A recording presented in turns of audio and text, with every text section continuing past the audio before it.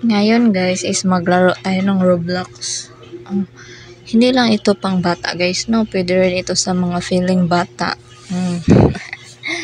So naglaro ako ng Roblox kasi ginapugos ako ng aking pamangkin, mag-play daw kami together. Bago ako maglaro guys, ito pala yung pamangkin ko. Ito yung account niya, K Eunice. So ang laruin ko ngayon is yung running head. Running head. So ako ay nalilingaw sa laro na ito. So ipakita ko sa inyo guys na makalingaw ni siyang running head.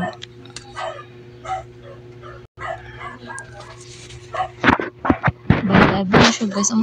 Turun sa nga level eh. So mag-start po ko ni sa pinakauna. So easy lang yung pinakauna. So ay dapat pala magtagalog ako. Ay. So ayun ang big head guys, dapat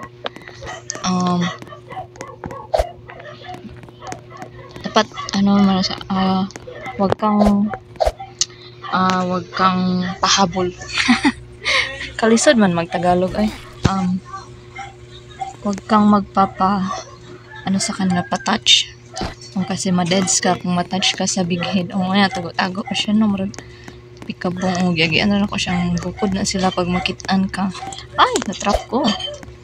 So tong una-una pa nako ani guys is nung una ko pang maglaro ng Roblox guys is sobrang hirap ng controls. Ayun natago. So, kailangan takbo-takbo. Asa na yung asa na hagdan.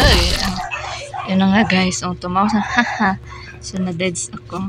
So, easy lang. Round 1 pa lang. Pero na-deads agad. Saan na boss?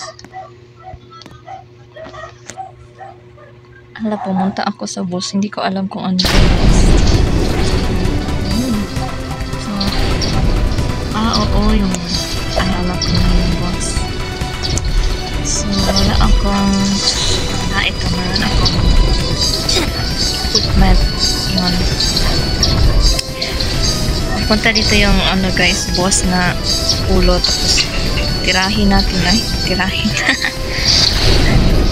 natin siya ng shotgun. Tirahin natin siya ng shotgun. Saan ang boss? So, marami na kami dito.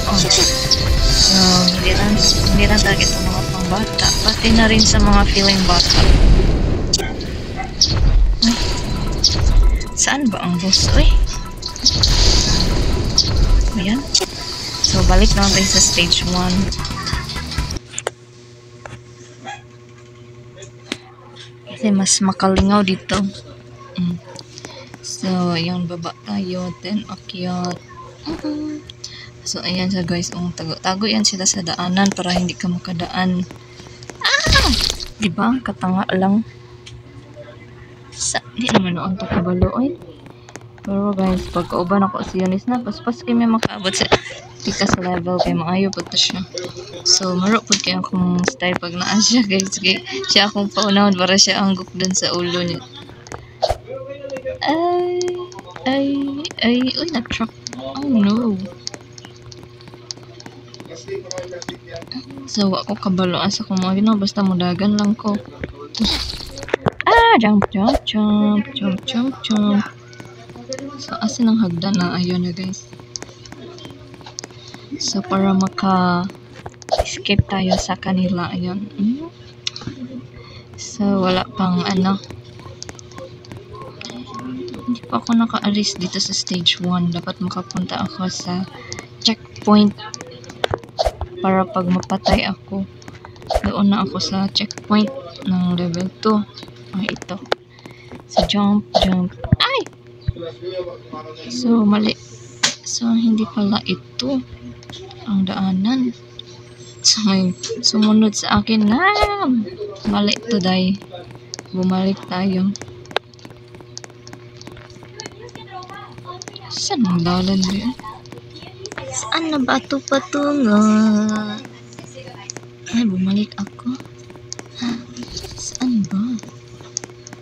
Ay, natrap. Ay, may ulo. So, kailangan natin pumunta sa unang checkpoint. Pero, ay! Diba? Mahirap ang controls. So, nainis ako guys. So, kailangan ko nang tapusin.